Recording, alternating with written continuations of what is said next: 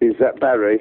Barry from wohomusic. This is Ali. Oh, cool. How are you, by the way? I'm fine, thank you for asking. Yes, I've just got over a spot of Epstein-Barr virus. I'm well on the mend now. Are you building your strength back up then? Yeah, it's like it kind of comes back slowly. I don't do anything. It comes back when I stop working. To be talking to one of the UK's most distinctive and recognisable voices. Yes. And of course, a lead singer with the world-renowned group UB40. I was, but I did leave them 3 years ago now, nearly 3 years ago. You've sold over something in excess of 60 million records worldwide. I think it's 70. I think you'll find it's 70 million. You've notched up 4 number ones worldwide. You've had over 40 top 40 UK singles. Yes, and my last 2 albums since I've been solo have been top 10, and UB40 haven't been top 10 for 15 years. Now, when you first formed UB40 in 1978, did you realise the effect that you would have on the music industry by promoting reggae to a mainstream audience? Well, that was the mission, you know. I remember when we got the first ever dub album into the charts, Present Arms in Dub, and people put it back in their droves, you know, because they thought it was faulty, because there was echoes all over it and there was no vocals, you know. That shows how long ago it was that we got the dub album into the charts, you know. I think now all music is dubbed, you know, all contemporary music that we're listening to, you know, owes itself to dub. So a lot of water's crossed under the bridge since we started out, and since I started UB40 to promote dub music. Now I've got the Debt Band, and I'm doing the same thing. I'm just trying to promote reggae, I'm trying to promote dub, same thing. So if I said to you, Ali, who inspired you from the world of dub, who would that be? It would be Sly and Robbie, and it would be the Roots Radics Band, and it would be the Barrett Brothers, you know. The Barrett Brothers initially, because for me, I think they invented reggae as we know it when they played on African Herbsman with the Wailers and Lee Perry. I think that's when reggae came to be. That was 1970. Yes. I've been aware of reggae, and I watched dub start appearing on versions and, you know, B-sides of the reggae singles. And then, of course, King Tubby is the greatest exponent. Joe Gibbs, Lee Perry, of course, with his Black Ark Studios, and then later stuff from the Roots Radics and Sly and Robbie. So there's a whole raft of inspiration there that's been put into UB40 and from your good self. Who would be your personal influences? My personal influences for singing? Yes. Well, I was a Stevie Wonder fanatic. I was also a Michael Jackson and a Jackson 5 fanatic.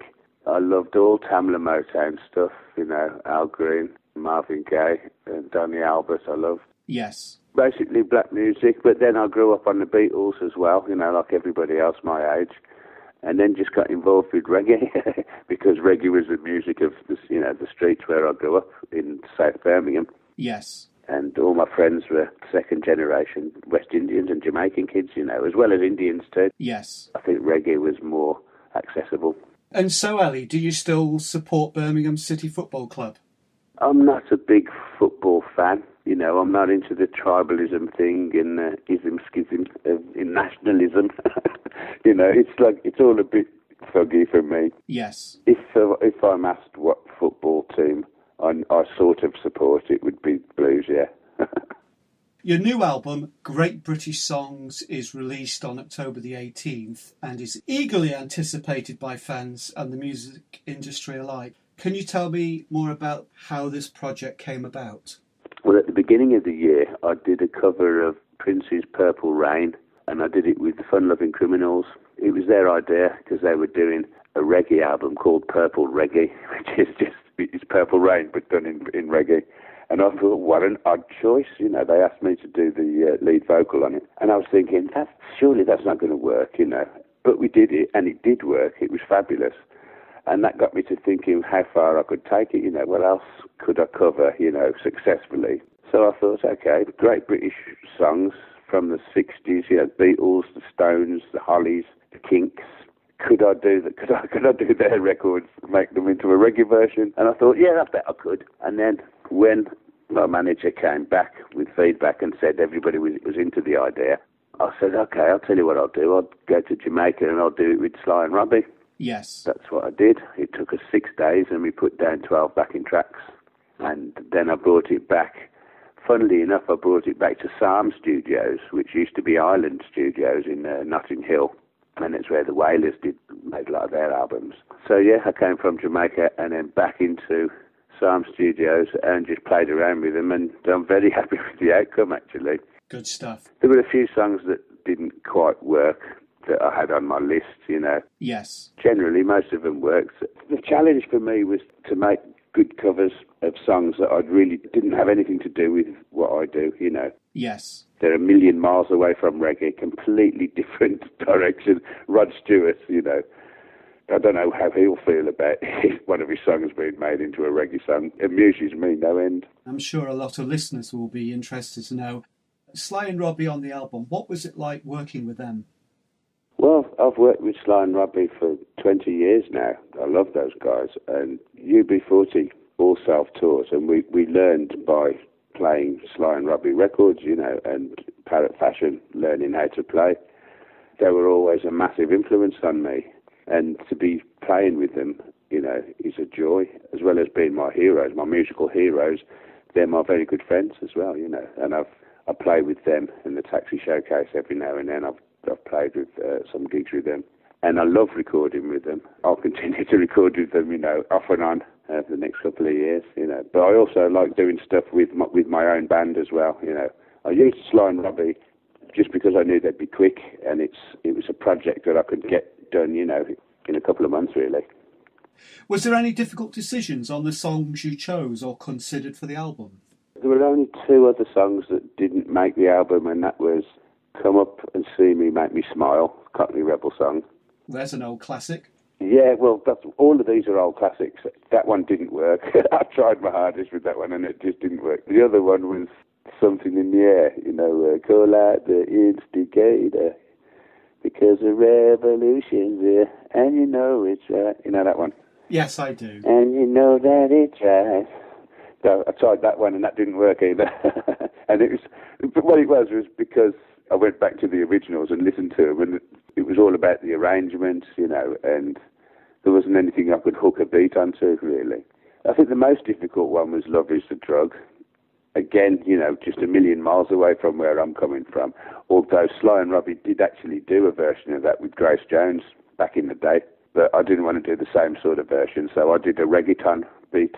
Reggaeton is South American reggae. What it really is a sped-up Sly Dunbar beat, anyway. That's what reggaeton is based on. So I did a reggaeton version of Love Is the Drug, which I found equally as amusing. Now, unfortunately, your recent tour had to be postponed. Any idea that you can release the information when the tour will take place? Yeah, well, luckily I didn't lose any gigs apart from one show in the Dominican Republic that we just couldn't phone and do it, you know, any other time. All the others were put back to January, and I'm going to start gigging, I think, in Mauritius in December. I've been given a green light for December. Yeah, I'll be up and running by then. And we intend, me and the Debt Band, to go again all over the world next year, starting in Australasia and doing the South Sea Islands. And then we're going to be in South Africa and America and South America, Europe, all over the place. I didn't cancel a tour because I've been on tour anyway, you know, for the last sort of 2 years. While I was at Psalm Studios in the week, then on the weekends I'd be playing in Hungary and Switzerland and Austria, you know.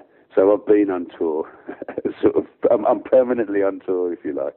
Absolutely, it's full time, isn't it? Yeah. So, you know, we've got Ali Campbell with the Great British Songs to be released on October the 18th. We're touring around the world, but anything else in the pipeline? What's next for Ali Campbell?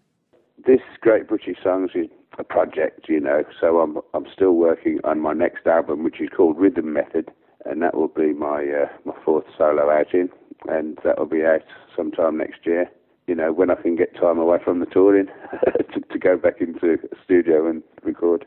But I'll be recording that with my new band, with the Debt Band players. I suspect everybody around the world is going to be very much looking forward to that. If you had any words of advice that you would give people starting out in the industry, Ali, what would you give them? Know who to trust, stay away from hard drugs, and drink only in moderation. I hope you get your strength back, and I've really enjoyed the time. Keep bringing those grooves out, won't you? Okay, nice one, and keep up the good work, Barry. Nice one. Thank you very much for your time, Ali. Yeah, man. Bye-bye.